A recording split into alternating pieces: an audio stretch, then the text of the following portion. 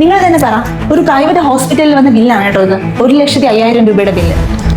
ഒരു പനിയായിട്ട് വന്നപ്പോൾ അഡ്മിഷൻ ആവേണ്ടി വന്നു, അപ്പൊ വന്ന ബില്ലാണ് ഇത്. എന്തായാലും ഞങ്ങളെ കൊണ്ട് അടയ്ക്കാൻ പറ്റില്ല, ഞങ്ങൾ ഇത് അടയ്ക്കാനും പോകുന്നില്ല. കാരണം ഈ ബില്ല് ഓൾറെഡി പേ ചെയ്തതാണ്. ഞങ്ങളല്ല കേട്ടോ, സ്റ്റാർ ഹെൽത്ത് ഇൻഷുറൻസ്.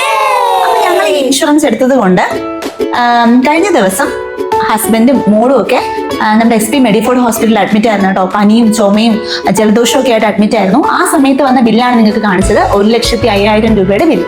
അപ്പൊ ഞങ്ങൾ അടയ്ക്കേണ്ടി വന്നത് ജസ്റ്റ് ഒരു അഡ്മിഷൻ ഫീസ് മാത്രമായിരുന്നു, അത് 1000 രൂപയിലും താഴെ. അപ്പൊ ഈ ഒരു ഇൻഷുറൻസ് എടുത്തത് കൊണ്ട് ഞങ്ങൾക്ക് അങ്ങനെ ഒരു ബെനിഫിറ്റ് ഉണ്ടായി കേട്ടോ. പിന്നെ നമ്മൾ ഈ ഇൻഷുറൻസ് എടുക്കുമ്പോൾ നമ്മൾ ശ്രദ്ധിക്കേണ്ടുന്ന ഒരുപാട് കാര്യങ്ങളുണ്ട്. അതുപോലെ നമ്മൾ അഡ്മിഷൻ ആവുന്ന സമയത്തും നമ്മൾ ശ്രദ്ധിക്കേണ്ട കുറച്ച് കാര്യങ്ങളുണ്ട് കേട്ടോ.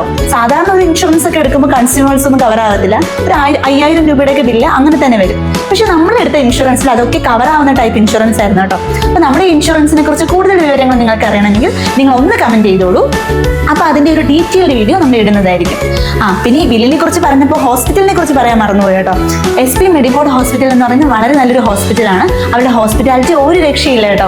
നമ്മളൊക്കെ വളരെ വിഷമത്തോടെ ആ ഹോസ്പിറ്റലിൽ കയറി ചെല്ലുമ്പോൾ അവരൊക്കെ വളരെ പുഞ്ചിരിയോടുകൂടെ ഇങ്ങനെ നമസ്കരിച്ചൊക്കെയാണ് കേട്ടോ നമ്മൾ വെൽക്കം ചെയ്യുന്നത്. അപ്പൊ അവരുടെ ആ ഒരു സ്മൈൽ കാണുമ്പോൾ തന്നെ നമുക്ക് വളരെ നല്ലൊരു റിലീഫാണ് കിട്ടുന്നത്. ഇവിടെ ഒരു പകുതി ഒരു അസുഖമൊക്കെ മാറിയൊരു ഫീലാണ് കേട്ടോ. വളരെ കൂളാവും നമ്മള്.